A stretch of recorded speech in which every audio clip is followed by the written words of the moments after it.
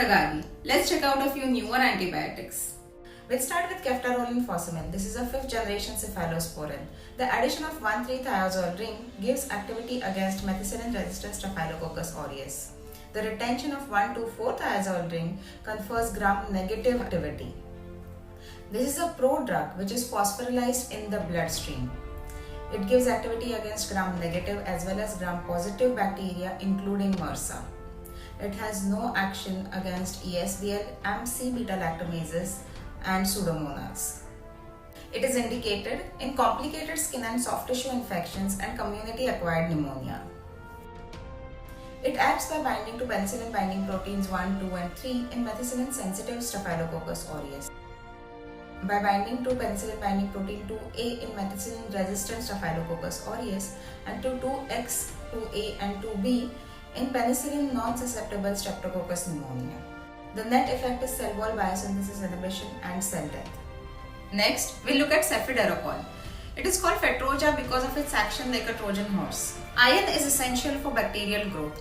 So during a bacterial infection, the immune system releases various acute phase reactants such as lactoferrin to inhibit host iron in order to stagnate bacterial growth.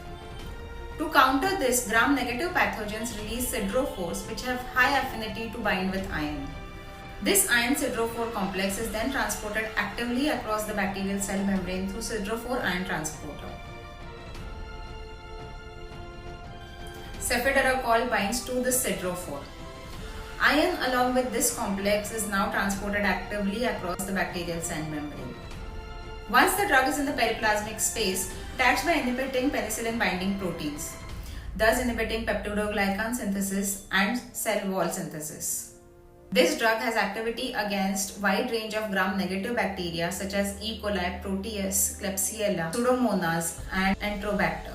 It is indicated in complicated urinary tract infections and ventilator or hospital-acquired pneumonias. Now let's move on to avibactam. This is a beta-lactamase inhibitor. It works by reacting covalently with the catalytic serine in the enzyme's active site.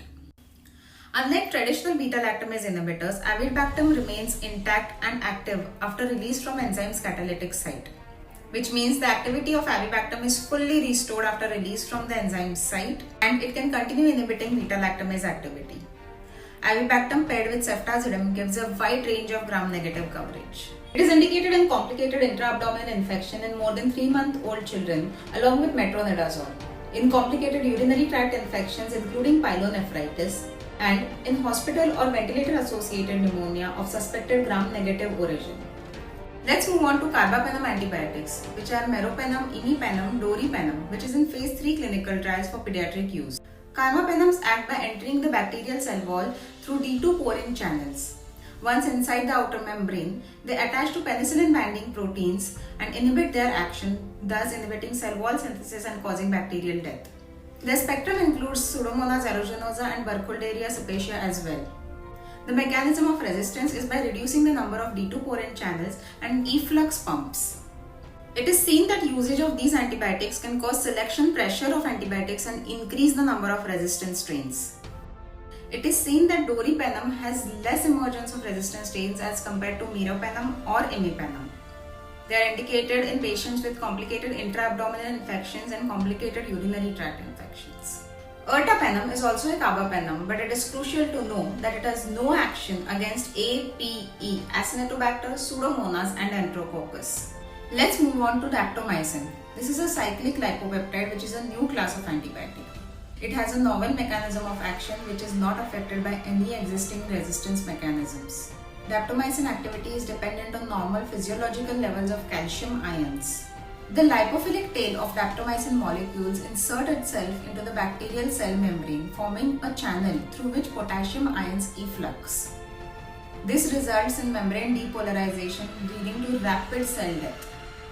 It can be used against methicillin-resistant Staph aureus, Streptococcus pyogenes, Ergalactiae, Dysgalactiae, and vancomycin-susceptible Enterococcus faecalis.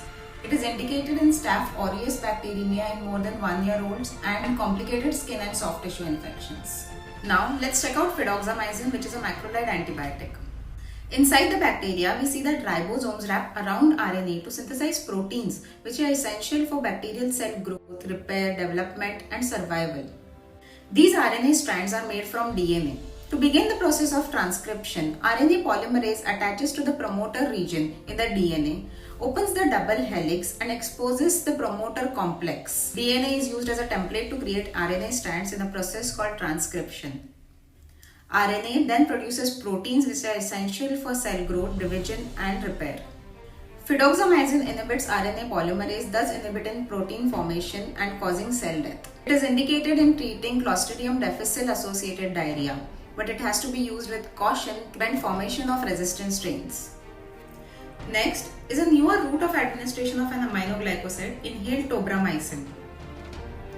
In patients with chronic lung diseases who are on ventilators or with cystic fibrosis, a biofilm of gram-negative bacteria such as Pseudomonas is formed. This is difficult to penetrate. Inhaled tobramycin is found to have higher peak concentrations in interstitial spaces and in lung epithelial lining, while it has lower serum concentration. This leads to less nephrotoxicity. Lastly, let's come to bedaquiline. It was introduced by RNTCP in 2016 to treat drug-resistant tuberculosis. It exerts bactericidal activity by inhibiting mycobacterial ATP synthesis. It is well absorbed orally, especially with a fatty meal, and is excreted through feces. It has no cross-resistance with any first or second line anti-tuberculosis drugs. It has shown to reduce the time for sputum culture negativity. It is marketed as Certuro 100 mg. The side effects include nausea, headache and QT prolongation. I hope this short video was interesting and informative for you. Let's strive to use antibiotics wisely. Take care.